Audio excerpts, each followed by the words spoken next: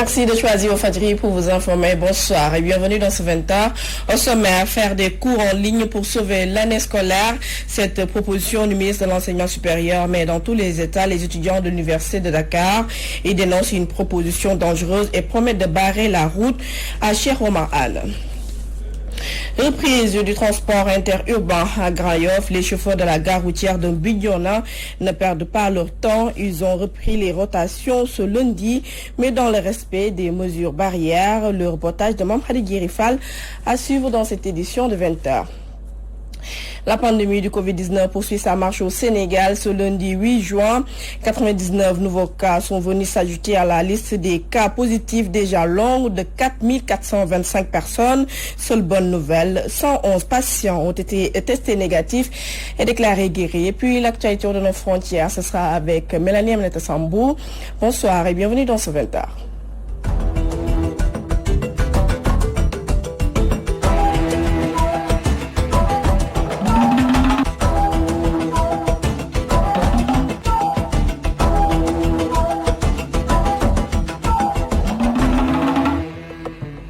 Merci de nous recevoir chez vous. Les étudiants de l'Université Cheikh Anta Diop de Dakar ne décolèrent pas et dénoncent la proposition du ministre de l'Enseignement supérieur de leur servir des cours en ligne.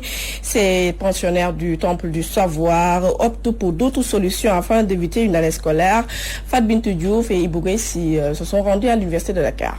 Des allées et des amphibies au silence presque de cimetière. Voilà le spectacle qu'offre l'Université Cheikh Anta Diop de Dakar depuis plus de mois. Le coronavirus est passé par là comme solution. Les autorités préconisent des cours à distance.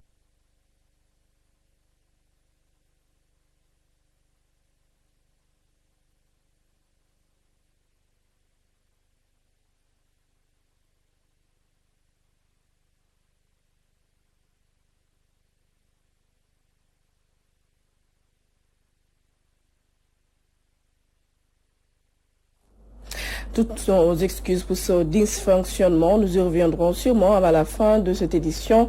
Et je vous l'annonçais dans les titres, levée de l'interdiction sur le trafic interurbain à Grand Yoff. La gare routière Bignona rouvre ses portes après 2 mois de fermeture.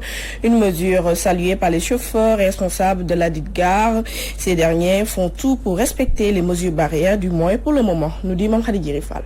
Après 2 mois de fermeture à cause de la pandémie de Covid-19, les activités ont repris à la gare routière de Bignona, à Grand Yoff. Les acteurs du transport se réjouissent. Il fallait au moins nous organiser par rapport aux mesures édictées par l'État. Donc ce qui suffit un tout pour le débat d'aujourd'hui. Et j'avoue sincèrement que pour la première journée, ça a été vraiment une satisfaction. Un départ d'aujourd'hui, on a enregistré près d'une dizaine de départs. On a eu un petit hausse de soulagement par rapport avec la reprise des activités. Comme l'a si bien dit M. le ministre des Transports. Ici, le protocole sanitaire est respecté scrupuleusement. Les mesures barrières édictées par l'État, l'ensemble des tableaux de ce garage disposent d'un récipient pour le lavage des mains, disposent des manifestes prévus par l'État, dispose donc des cartons de gel et autre chose. En plus, donc, il y a des thermoflashes qui nous permettent en tout cas de revoir la température de l'ensemble des passagers. C'est fondamentalement important pour nous et le port de masque est une condition sine qua non ou obligatoire en tout cas pour les acteurs et les personnes du garage. Nous, nous sommes des chauffeurs. Si les techniciens de la santé ont dit que pour ne pas propager la maladie à l'intérieur de ce pays, il faut laver d'abord les mains. Les lavages des mains sont là. Il faut d'abord se prendre des températures. Comme vous le voyez, tous les tableaux ont des thermoflashes pour prendre la température des usagers. Tous les tableaux sont disposés du manifeste. Ces acteurs du transport restés 2 mois sans activité racontent leur calvaire. C'était très difficile. On avait une organisation qui a été bien organisée. Il y avait un petit caisse qui était là pour faire nourrir les jeunes qui sont là. Pour tout travailleur, rester 3 mois sans activité est une difficulté certaine pour tout le monde. Mais étant des républicains, étant des patriotes, il fallait respecter, n'est-ce pas, les décisions des autorités. La réouverture des transports interurbains a été constatée ce lundi à la gare routière de Bignona. Cette dernière renaît de ses cendres après une longue période de disette. Incendie au quartier Léonard de Kaolack dans la nuit de dimanche à lundi. Un atelier de menuiserie ravagé par les flammes et les pertes sont estimées à plus de 70 millions de francs CFA. Les propriétaires désœuvrés déplorent l'absence de réaction des autorités locales. Suivant la réaction d'Abbas Ba, il s'est confié à Al-Hassan Ba. Vers 4 heures du matin. L'incendie s'est déclaré hier nuit vers 4 heures du matin. Les dégâts sont énormes. Le bilan estimatif est de 60 voire 70 millions de nos francs. Tout ce qui est machine, des commandes et du stock en place, tout est parti avec les flammes. Cet atelier fut une entreprise, un patrimoine familial car il y avait des menuisiers et électriciens qui y travaillaient. Il faut noter que cette structure est là depuis près de 72 ans. Il n'y a pas eu de perte en vie humaine, mais c'est du matériel industriel qui est ravagé par le feu dont nous ne connaissons pas son origine, mais ça pourrait être un coup de circuit électrique. Il y avait une machine combinée de cette opération, de machines circulaires, des machines portatives, des scies à ruban, des chambres à coucher, des portails, tout était là, mais tout est parti avec les flammes. Je n'ai pas compris pourquoi les autorités ne sont pas venues constater les dégâts.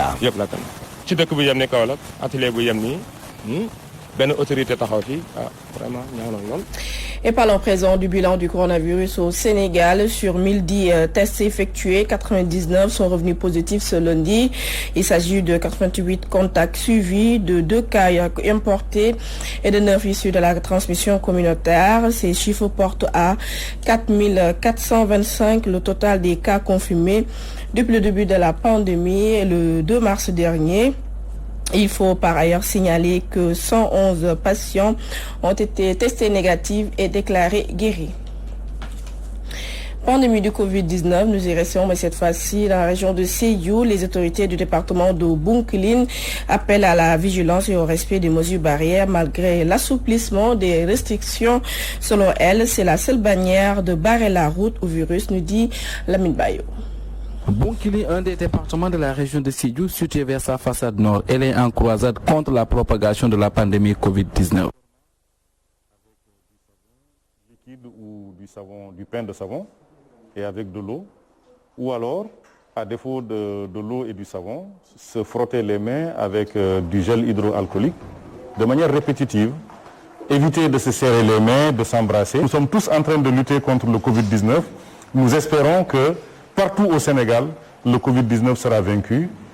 Malgré la disponibilité de masques donnés par les autorités et les bonnes volontés, les personnes prennent le choix délibéré de ne pas en porter. C'est le constat du préfet. Au niveau de nos collectivités, de nos localités, que les gens ne portent pas le masque, alors que les masques sont suffisamment disponibles. Je rappelle que le comité départemental, sur appui du ministre de l'Intérieur, a distribué 6000 masques au niveau du département. Beaucoup de bonne volonté, comme aujourd'hui, ont donné des masques qui sont distribués gratuitement aux communautés.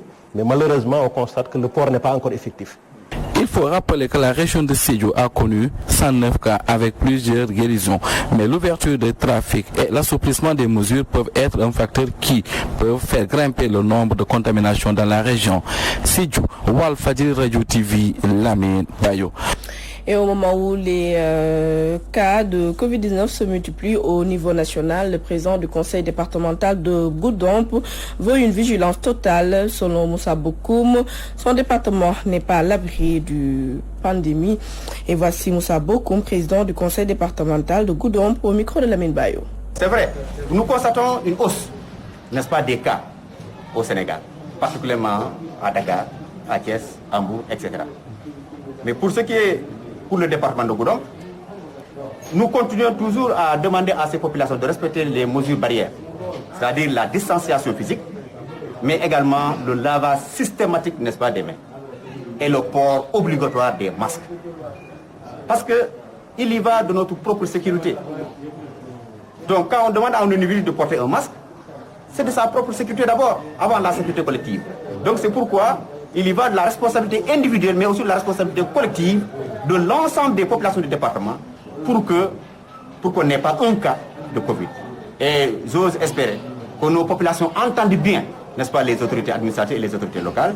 J'ose espérer que ces populations-là, n'est-ce pas, respectent les recommandations.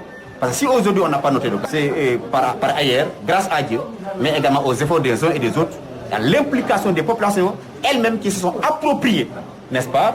Et c'est là où je vais saluer.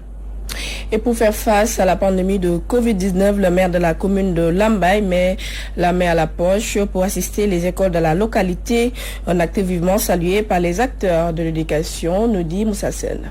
Après désinfection des 14 établissements que compte la commune de Lambaye, le maire Cheikh Ndiaye a doté les écoles de sa commune de produits sanitaires et du matériel. Un geste pour protéger les acteurs de l'école sénégalaise au vu d'une éventuelle reprise des enseignements. Nous sommes venus avec un équipement.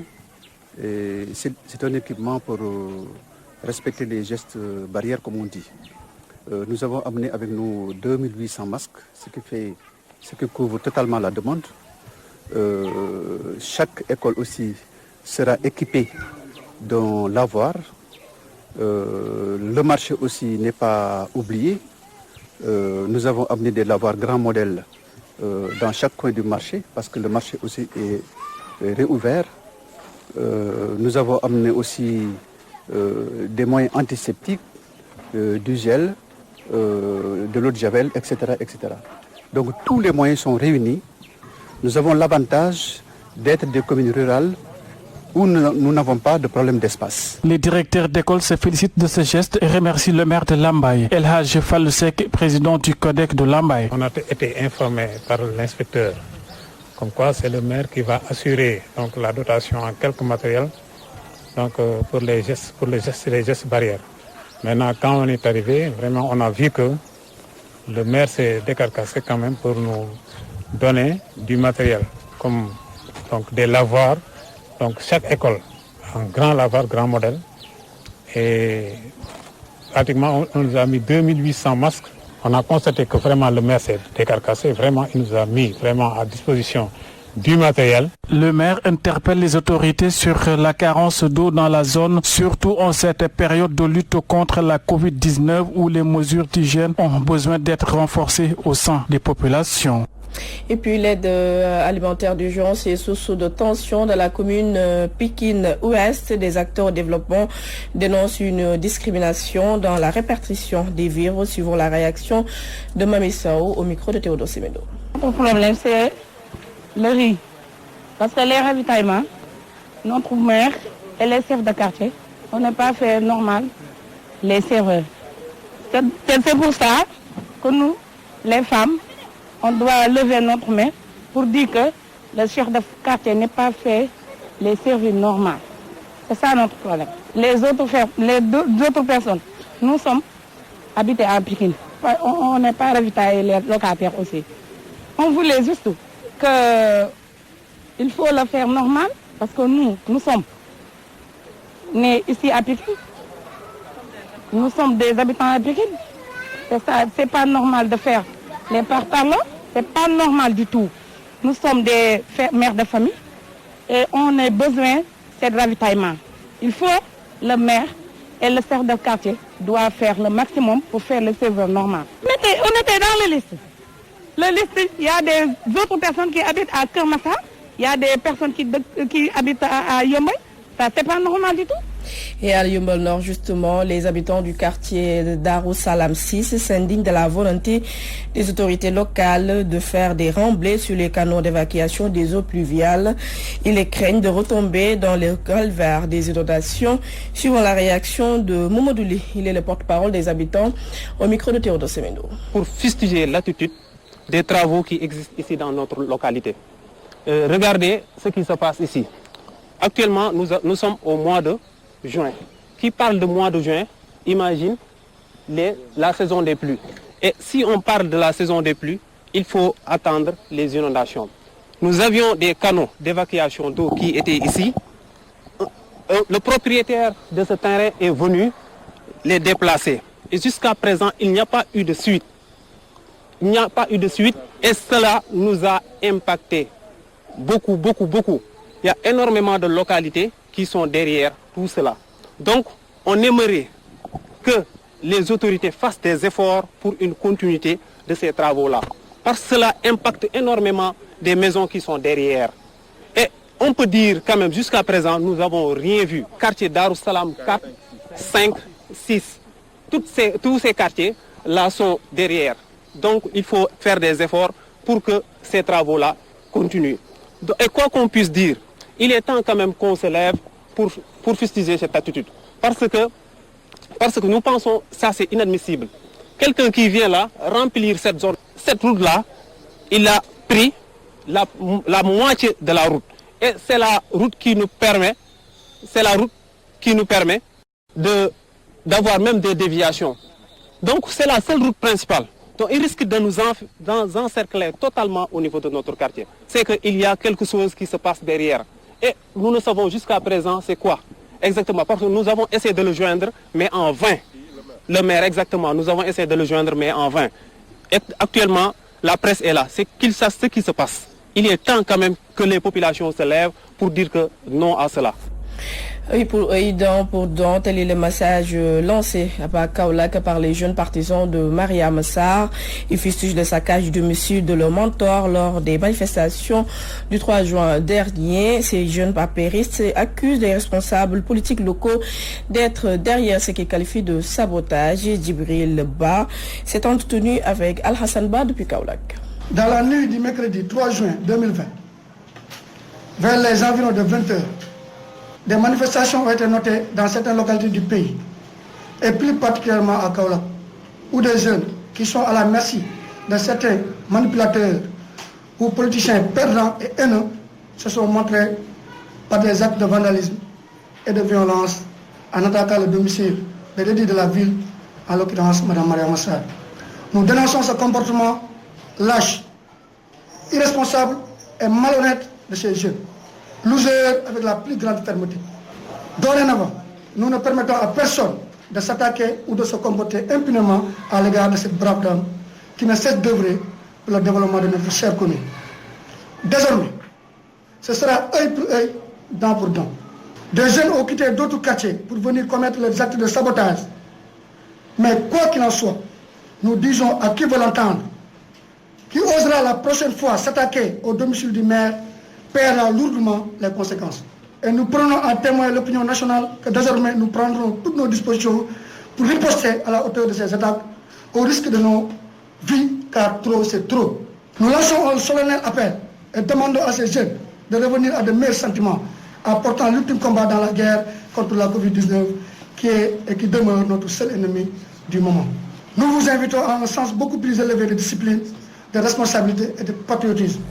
Et à Wakinam Ninzat, Modou Manesek met un terme à son âge avec Idrissa Seck, dont il avait soutenu la candidature à la dernière présidentielle de 2009.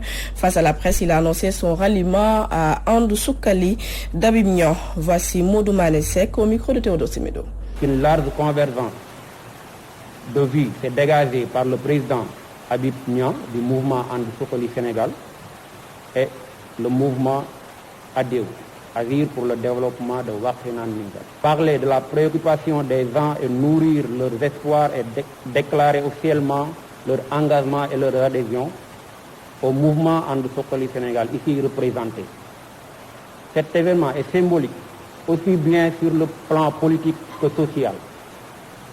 C'est pourquoi les rencontres préparatoires à cette séance ont été marquées par l'engagement et la loyauté. Pour se faire un diagnostic sans complaisance de la situation actuelle est fait imprégné des besoins de toutes les couches sociales, d'une part et d'autre. Nous orienter vers la recherche de solutions appropriées pour résoudre les difficultés.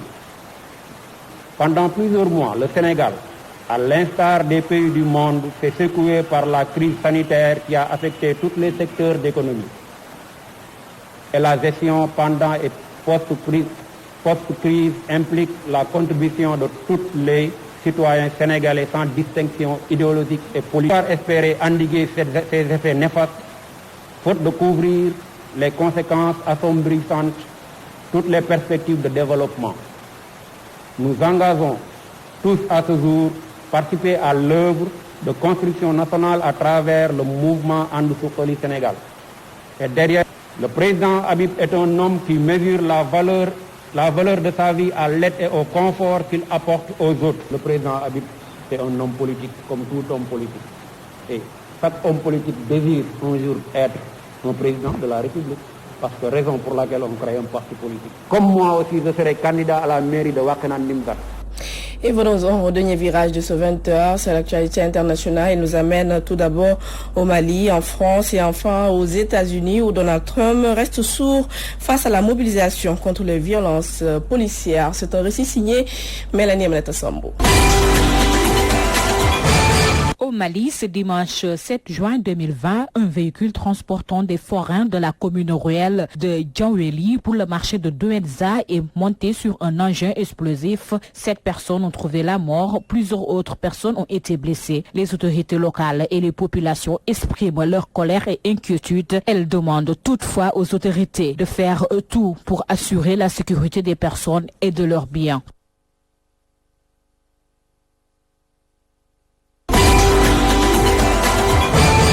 En France, ce lundi s'est ouvert le procès de l'ancien patron sénégalais de la Fédération internationale d'athlétisme, Lamine Diack, âgé de 87 ans. Lamine Diack doit répondre de corruption active et passive, abus de confiance et blanchiment en bande organisée, notamment pour son implication présumée dans un système de corruption destiné à protéger des athlètes russes dopés. 5 autres personnes sont mises en cause dans ce dossier, dont son fils Papa Massata Diack, ancien conseiller pour le marketing à l'IAF. Après plusieurs reports, les débats sur le fond ont enfin débuté en présence de Lamine Diack qui a tenu à rappeler qu'il avait des problèmes de santé et s'est installé à côté de la barre pour écouter le long rappel des faits. Sur le banc des accusés, son ex-avocat Habib Cissé et Gabriel Dolé, ancien responsable du service médical et antidopage de l'IAF, 2 prévenus russes et Papa Massata Diack manquent à l'appel.